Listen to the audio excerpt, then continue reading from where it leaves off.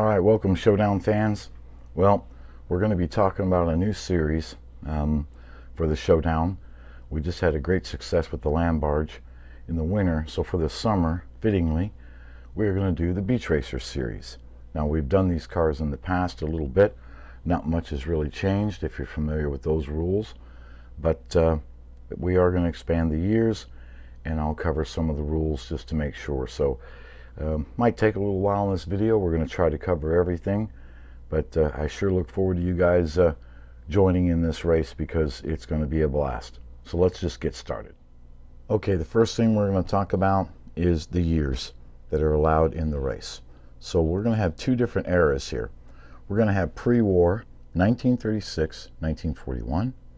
Then of course we had the break for the war, and then things pick back up again about 5 years later, and then you can go to the later models.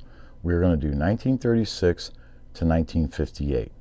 1958 is the cutoff year, 1936 is the earliest year.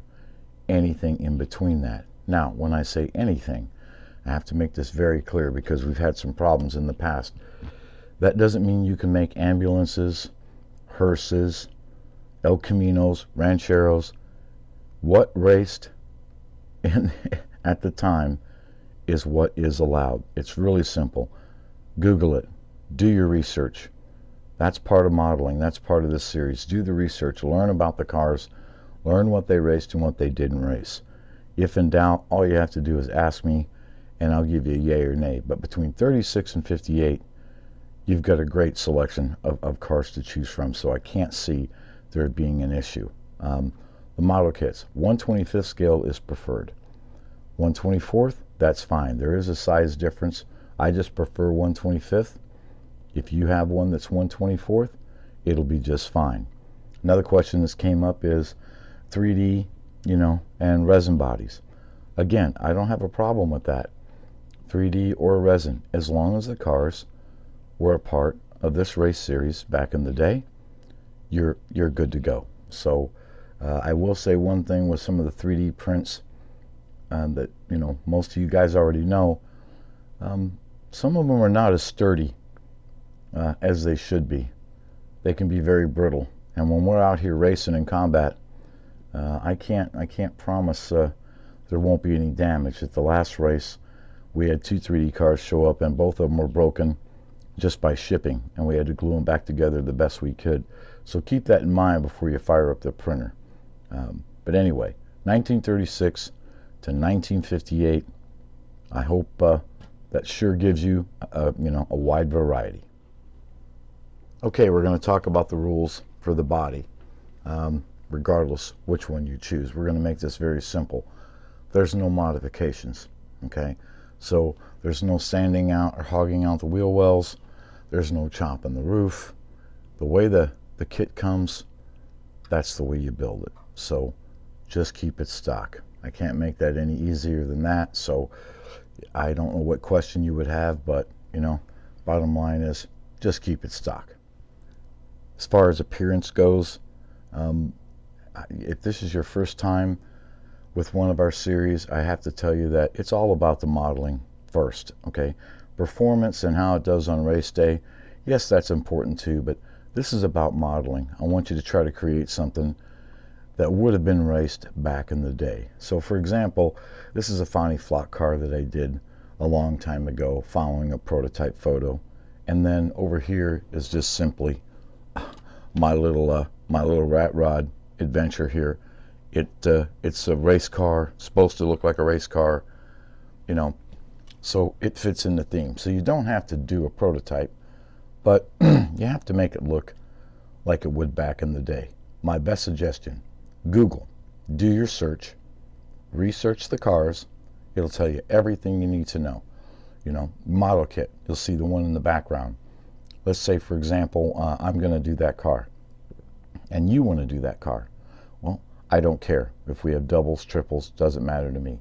You could take that car back there, and you could paint it, tan or gray.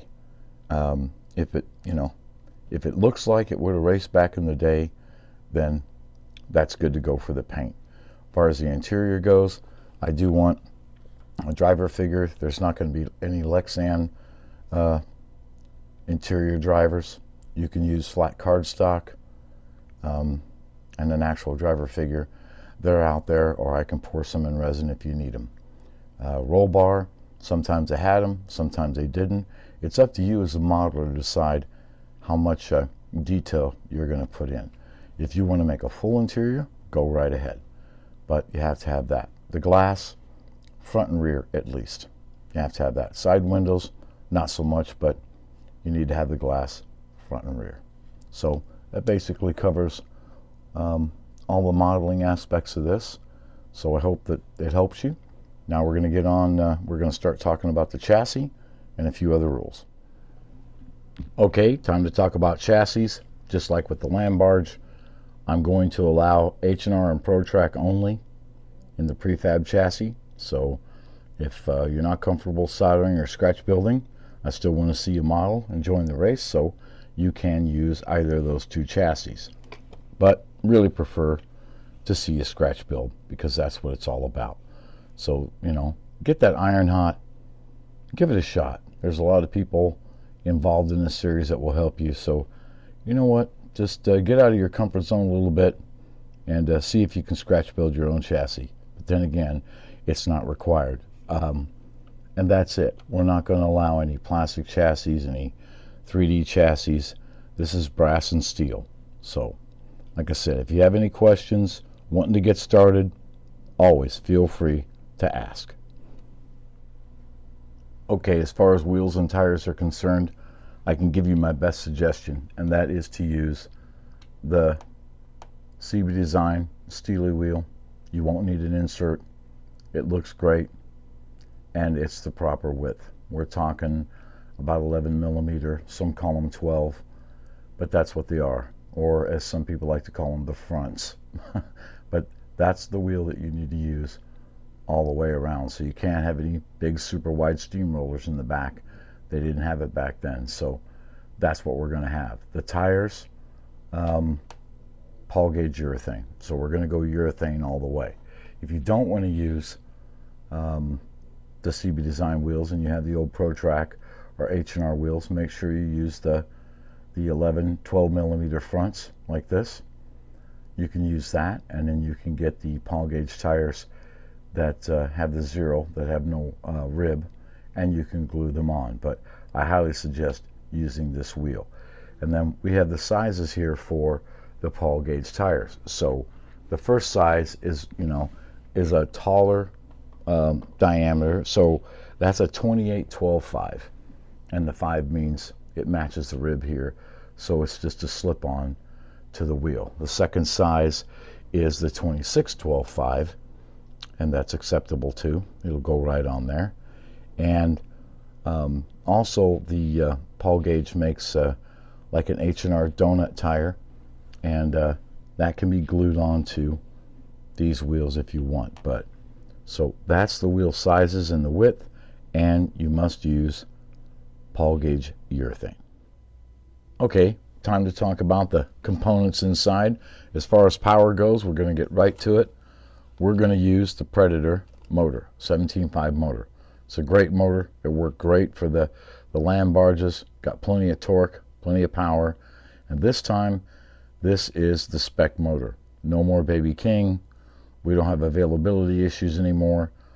This is the motor that is authorized. So all you got to do, get yourself a Predator motor. You are good to go. As far as the guide is concerned, people had some questions there.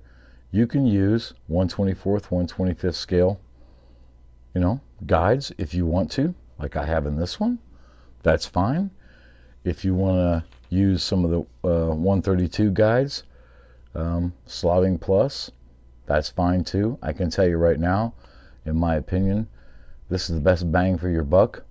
You get 2 guides for the price of 1 over slotted and some other guides, and these guides are very durable. I mean, they're just a great guide. They're trimmable, so if you're going to do it, might as well do it right and get 2 for 1. Okay. Now, as far as the bore is concerned, back here, we talked about the wheels. You can go 1/8 or you can go 3/32. That's up to you. You can see back here, On this car here, I went 3/32. That's a slotted gear. So now we're going to talk about gearing. You can, regardless, 1/8, 3/32, slotted, Mid-America, old Parma gears, it doesn't matter. It's in line, okay? My cars are set up to be, as you can see, 9-tooth to 27, 9 to 27. Just a standard, and it works very well out here on the track. However you want to gear it, that's up to you. You have no restrictions. You can go 10 to 30, whatever you want to do. I'm just giving you a little piece of advice. 9 to 27, 9 to 28, something like that seems to work well on our track. So that's it for the inside. Like I said, as always, if you have any questions, just let me know. Okay, as far as ride height goes, again, this is about modeling. The cars really weren't low riders and slammed, and I'm guilty of it too. This one is a little bit low compared to what you might see at a prototype, but that's fine. If that's what you want to do. We all know that,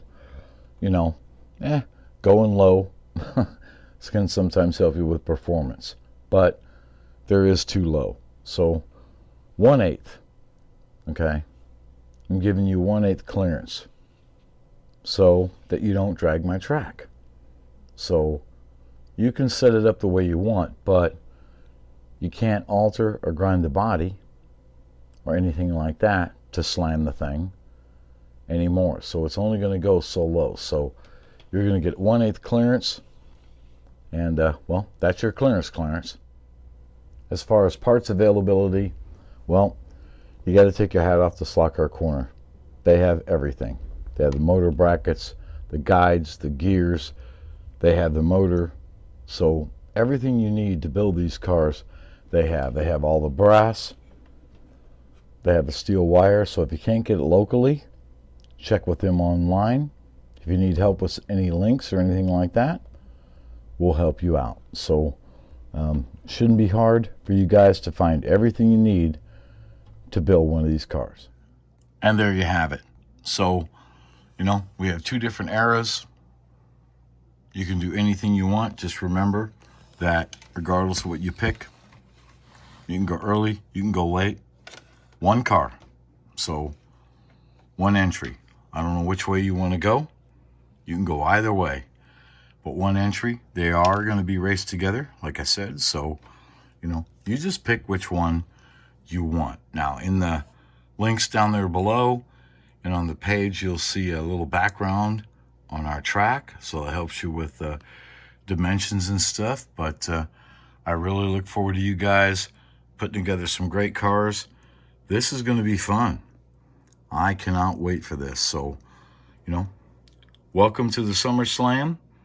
You've got plenty of time. Like I said, as always, any questions, just let me know. I'll do my best to answer.